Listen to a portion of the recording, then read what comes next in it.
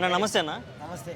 Hit 3 మీద ఏందన్న అంచనాలు భారీగా ఉన్నాయి. కొంచెం రక్తపాతం అంతా ఏ సర్టిఫికెట్లు మొత్తం ఒకవైపు వివాదాలు నడుస్తున్నాయి, ఒకవైపు నాని గారు ప్రమోషన్లు దూసుకెళ్తున్నారు. ఎలా చూడండి అన్నాడు అనమాట ట్రైలర్లో.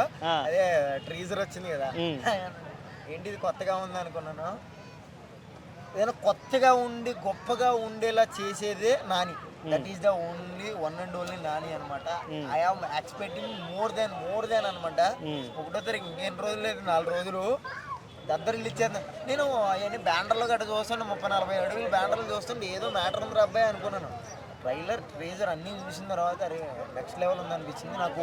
ఆ కోట్ కానీ, ఆ బ్లడ్ కానీ, ఆ ప్రతిదీ కానీ నాకైతే నచ్చింది, చాలా నచ్చింది అనమాట. ట్రైలర్ అయితే గూస్ బంప్స్ వచ్చింది, ప్రతిదీ నాకైతే చాలా నచ్చింది. సినిమా హిట్ అయ్యే అవకాశం ఉందంట. ట్రైలర్ ఓకే, అందుకే కదా హిట్ అని పెట్టారు. ఆబ్వియస్లీ హిట్ అవ్వాలని హిట్ అని పెట్టారు అనుకుంటా. బాగుంటుంది.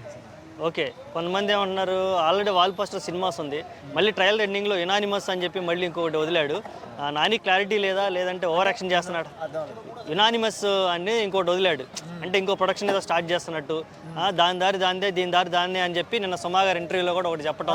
దట్ నేను చూశానండి సుమా గారి ఇంటర్వ్యూ చూస్తే. అయితే ఎందుకు వదిలేరు అంటే చెప్తున్నాను చూడండి. కొన్ని బ్యానర్స్ ఏమో వీళ్ళ రైటర్స్కి డైరెక్టర్స్కి వదిలేద్దామండి, కొన్ని యాక్టర్స్కి అలాగే అప్కమింగ్ అసిస్టెంట్ డైరెక్టర్కి వాళ్ళకి లెర్నింగ్ కింద వీళ్ళు ప్రొడక్షన్ చేస్తుంటే ఈ బ్యానర్లో చిన్న చిన్న సిరీస్ కానీ ఓటీటీస్ కానీ చేస్తూ ఉంటారు.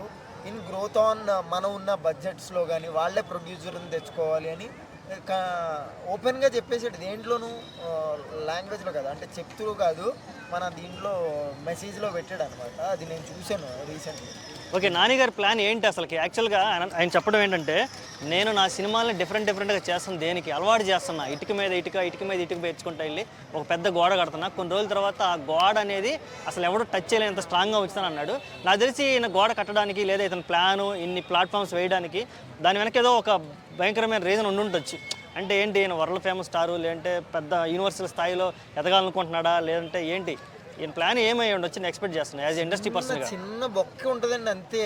ఏది ప్రతి ఒక్క అదే ఒడ్లు గోతం ఉంటుంది కదా, చిన్న బొక్క చాలు ఎలక్కి. లోపలికి వెళ్ళిన తర్వాత రాజ్యం అంతా ఎలకదేనమాట.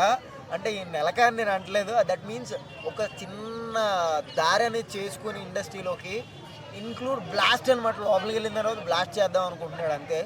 నాకు ఇది హిట్ అవ్వాలని కోరుకుంటున్నాను మనస్ఫూర్తిగా. ఎందుకంటే ఇంట్లో చాలా ఉన్నాయి అనమాట. అంటే ఇలా అంటాడు కదా ట్రైలర్లను, చూసారా మీరు? ట్రైలర్ చూసా, ఇట్లా అంటాడు అసలు వైల్డ్ అంటే వైల్డ్గా ఉంది అంటాడు. యాక్షన్ కానీ అంటే గూస్ బంప్స్, అంటే ఆయన చూసి గూస్ బంప్స్ వస్తున్నాయి, ఆ ట్రైలర్ని చూసి గూస్ బంప్స్ వస్తున్నాయో తెలియదు కానీ ఏదో మ్యాజిక్ అయితే ఉంటుందండి ట్రైలర్లోను సినిమాలోను. సినిమా చూసిన తర్వాత నిజమే చెప్తాను, బాగుందని చెప్తాను. ఎక్కువ నెగిటివ్ చెప్దలుచుకోలేదు. ఎందుకు అంటే నిజం చెప్పమంటే ప్యారడైజ్ మూవీలో ఒక 100 రోజులు క్యారెక్టర్ పడ్డదండి, అగ్రిమెంట్ కూడా అయిపోయింది. Thank you. Okay, all the best, congratulations. అలాగే నాని అడిగా అని చెప్పు. అక్కడ వరకు వెళ్తాం లేదు తెలియదు కానీ 100 రోజులు అయితే పడ్డది. ఏ బ్యాచ్లో పడేస్తారో అది వరకు తెలియదు మనకి.